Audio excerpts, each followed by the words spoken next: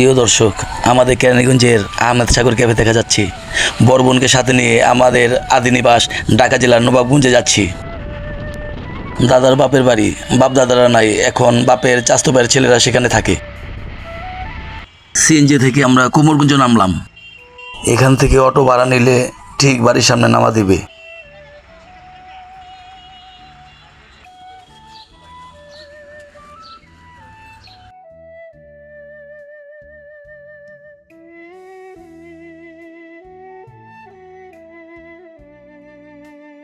আজকে এখানে আসার উদ্দেশ্য হলো যেহেতু আমরা ওয়ারিশ, তাই বাবার চাচাতো ভাইয়ের ছেলেদের মানে আমার চাচাতো ভাইদের সাথে জায়গা জমি নিয়ে একটু কথাবার্তা বলবো।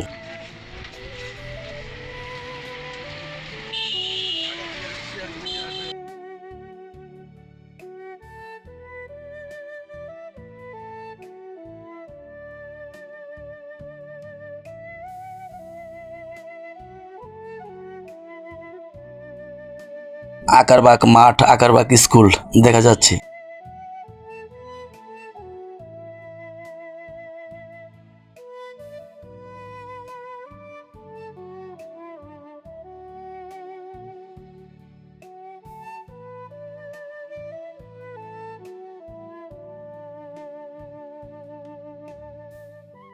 এই হলো আমাদের আদি বাড়ি।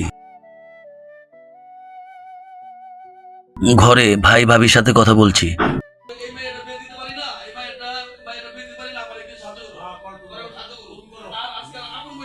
পার্শ্ববর্তী গ্রামে বাসা সাঁকো পার হয়ে ফুফাতো বোনের বাড়ি খুঁজতাছি। 15-16 বছর আগে একবার আসছিলাম, মনে নাই। কি সুন্দর গ্রামীণ দৃশ্য।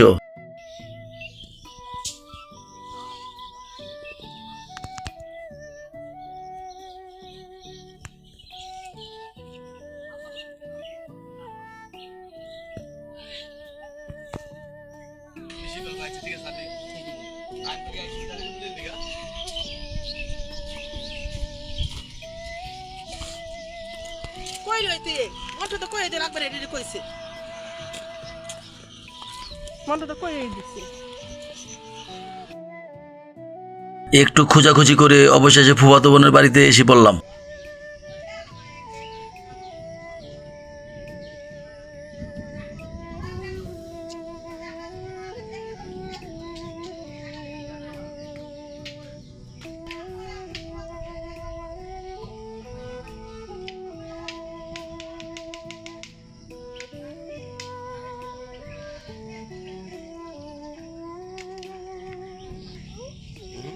এদিকে থাকো।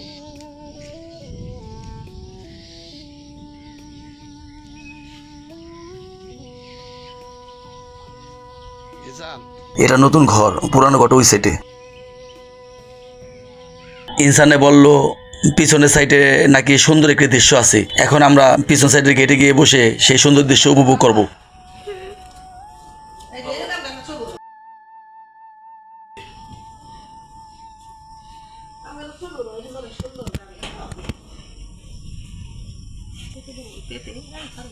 ওয়াও, চমৎকার দৃশ্য।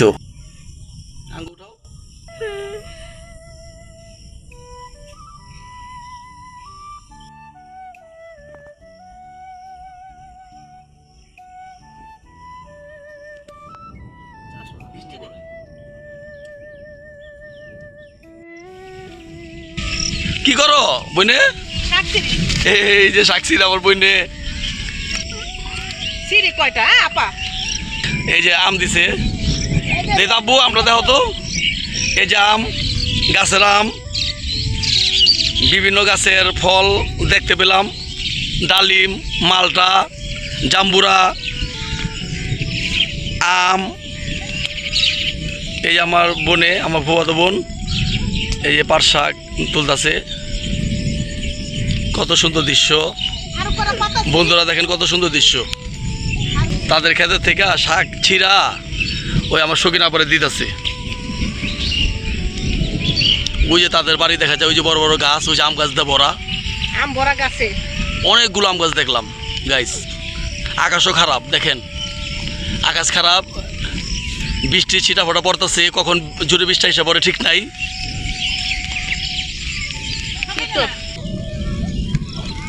এই যে দেখেন আমাদের বোনের, এটা হলো ক্ষেতের পালান।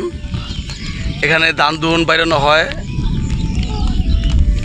ঝিরি ঝিরি বৃষ্টি পড়তেছে। আমরা এখন আছি আমার ফুয়াতো বোনের বাড়ির সামনে। এটা হলো ঢাকার নবগুঞ্জ, ঢাকার দুহার নবগুঞ্জে, মুন্সিগঞ্জ, শ্রীনগর মুন্সিগঞ্জ। এই যে আমার ফুয়াতো বোন, এই যে পাট শাক তুলতেছে। ওই যে আমার বোনে, ওই যে সকিন আপা, এই যে শামীম আপা, এই যে ইনসান। এই যে এদিকে পুকুর আছে, এই আছে বাড়ির নামায়। আর ওই যে বিশাল দেখেন, বিশাল বড় বড় গাছগুলো দেখেন, কত ধরনের আম গাছ, বিভিন্ন গাছ, সব এগুলো আমাদের ফুফাতো বোনের। সকিন আপা, এই যে শাক উঠাইছি, বৃষ্টি পড়তেছে।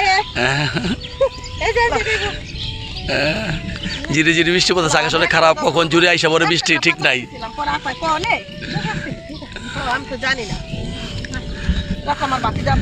আমরা এখন ওই যে বিদায় নিচ্ছি। আমরা আবার এখান থেকে আমাদের ওই যে ফুপুর বাড়িতে যাব। ওই যে আপাও গদি আছে, আঙ্গুর রাস্তা উঠা দিতেছে।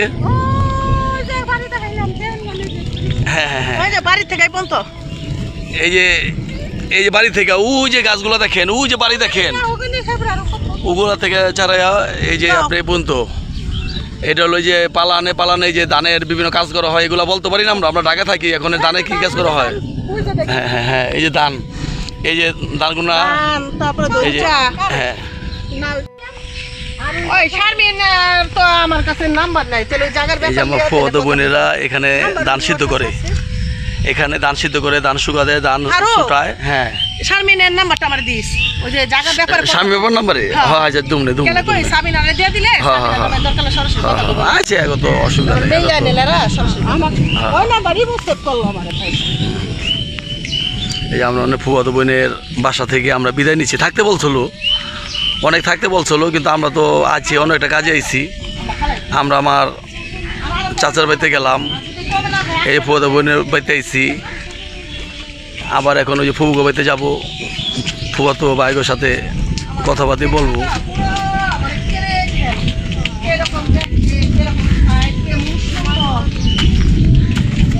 মুন্সিনগর, এই ঢাকা থেকে আমাদের কেরানীগঞ্জ থেকে আসতে বেশিক্ষণ লাগে না, গাড়িতে চললে এই 1 ঘন্টা লাগে না।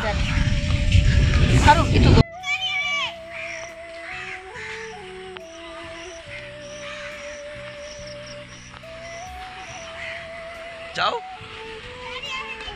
এমবুঝটা সারো, রাস্তাটা সারো, এমনি এই রাস্তাটা ঢুকলে।